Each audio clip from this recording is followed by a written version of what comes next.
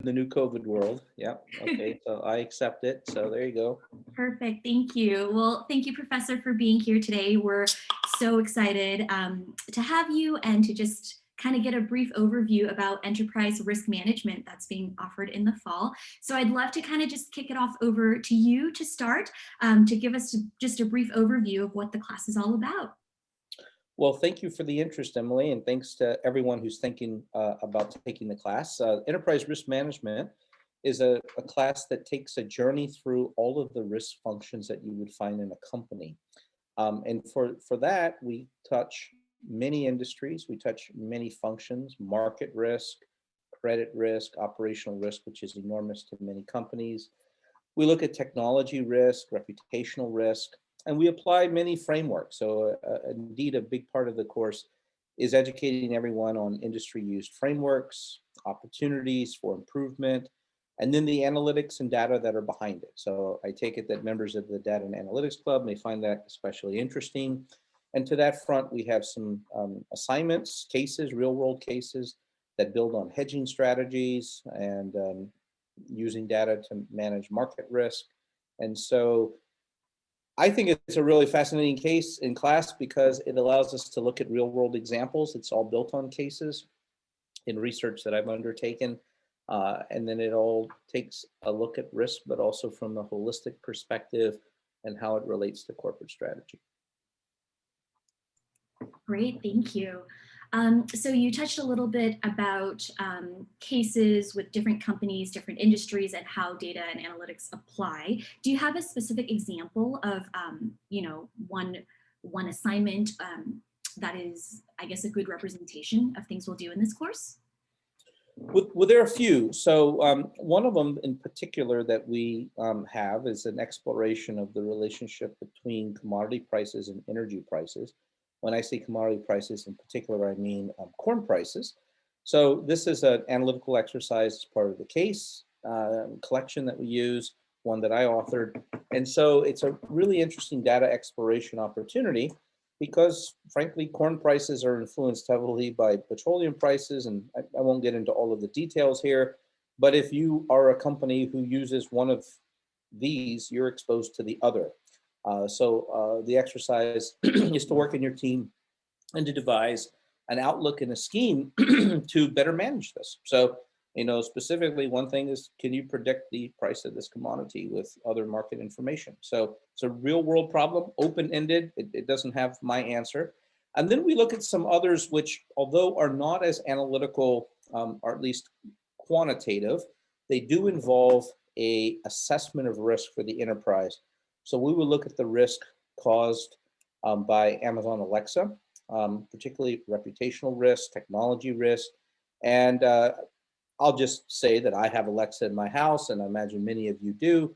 And it offers great service, but if we were at Amazon, it offers and introduces many risks around failure for execution, fraud, privacy, and it is a very contemporary issue. So I will ask the teams to provide their assessment of that. And I think it's really something to be very, very much on the lookout for. And then I think another particularly thought-provoking case is one that I put together about Chipotle's recovery from its massive food contamination issue. And why I find that fascinating is, like many of you, I think Chipotle is a great place and enjoy it. And, it had this wonderful reputation and standing, not because they were trying to do something to cause people harm, but people were harmed. And so this is a really critical concept that we will work through in the class is how do companies protect customers? And in this case, the protection means safety. And so it's not as easy to do as it is to say. And so we will examine that really fascinating case about how they recovered and managed their reputation. That's great. Thank you. I love how in all three of those examples, there's a really, real world application for us that we can really carry on for the rest of our careers. So this question kind of refers to the academic side of things. Are there any key learnings from any of our core classes that we've taken so far that would translate well in this class? So any knowledge that we should kind of brush up on before coming in? But you don't have to brush up on it. I appreciate the question. There is application of regression for the purposes of a hedging strategy. So I think you take that and you get exposure to that in your statistics class. We will discuss options and how options are used to manage market risk, price risk. So, but I'll cover those again. So even if you don't remember calls and puts and buying and selling of those, we'll refresh that, but we'll apply those in a real case. So, someone who owns a business who says, I want to use a hedging strategy. So you'll develop the hedging strategy, which I think is exciting and powerful because if you can do it for this business, then guess what? You can do it for other businesses. So, you'll have that skill.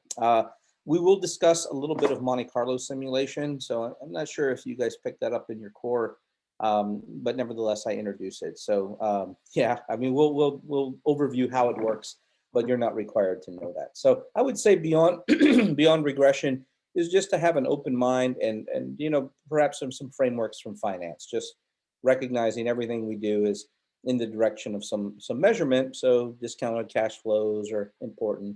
Those kind of concepts.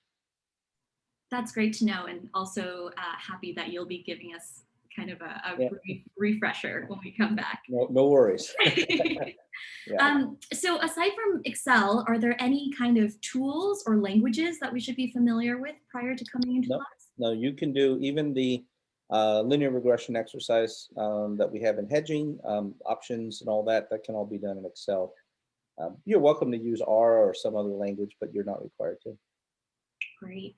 And then I had a question about just how students can kind of tie their learnings back immediately, in their first role prior to the program, but you kind of touched on that a little bit. Anything else to expand on?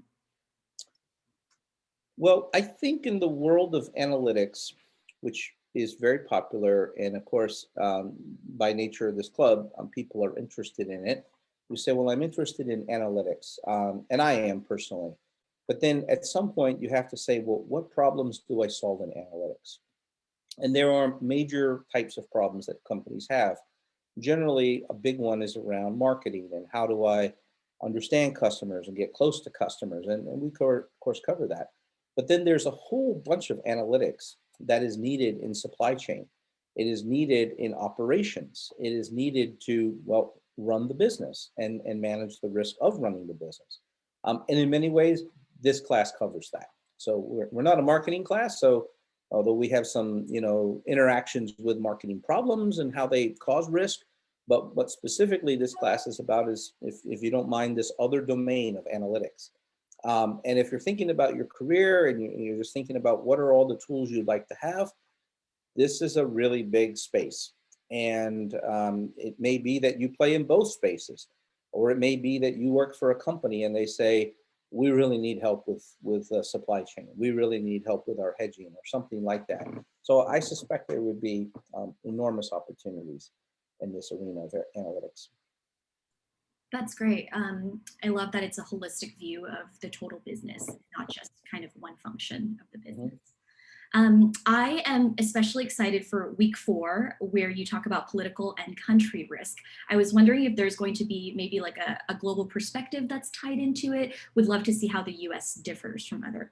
Well, that's a great topic, and I share your excitement. So first of all, let me put out there that I am all in favor of globalization. My house and my kitchen are an example of globalization. So many of us think about this more in a cultural manner, but I think of it as an economic reality. So we live, at least I do, and I think in a very globalized way. Probably many of you do. And then the class topic follows the topic that comes from investors. So if we were an institutional investor and we said, I want to evaluate the risk of making investments in, let me pick a country, say Brazil. And you say, well, what are the pros and cons of Brazil? And then technically, how would I repatriate my earnings and profits from Brazil? So I've given you, through this topic, a lens into how the world of international finance views the topic of country and political risk, and they're different. So country risk is, well, what's the risk of me participating in that economy, whatever it offers? Political risk, as you might guess, is, well, what happens when party changes or the rules might change. And we might feel a little immune to this in the US, thinking that we don't have these. But what we'll learn from this topic is that foreign investors doing business in the United States don't necessarily see it that way. So, we don't here in the US have as a clean a list of activities as we would think. We cause certain risk for foreign investors as well. And then really the class is not about me imposing my perspective or even investors' perspectives. I will have an assignment where I ask you to develop your perspective from international and published sources and, well, other things that you would consider impactful. And I guess I'll expose one of these. It sounds simple, but I actually mean you to be much, much more intellectual about it. If you weren't living or working in the United States, where would you live and work? Why? And what are the conditions for not just employment, but quality of life? And if accumulation of wealth is part of your aspiration, where do you think you could best do this? Conditional on who you are as a person and your skills, of course. So the answer is not one that I have, but really I want you to take this perspective and frameworks of how investors look at countries and then relate that to yourself. And it's a wonderful dialogue. I mean, we get some really, really interesting answers, and we share that as a class. That's great. I actually ask myself that question all the time, but still undecided because there are so many factors that go into it. So There are, and even the factor of being here in Seattle, although it's not a different country, of course, it has different state realities, economic realities.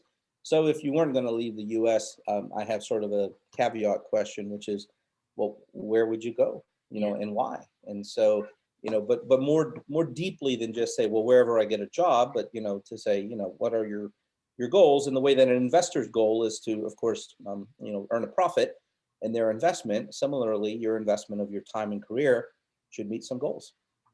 great. Perfect. So my final question Yeah. is about the final project. Was curious if this is done in a group or individual, and there was a note about potentially a case that comes from your imagination. So I was wondering what was maybe the most creative final deliverable that you've seen. So I teach all of my classes with the open invitation that you're here to learn about the real world. And so we spend 9 weeks talking about different frameworks and risk management. And I will ask you as a team, so first of all, it's a team exercise, to pick a company. It could be one that you've worked with, could be one that you admire, could be one that you think deserves ridicule and critique.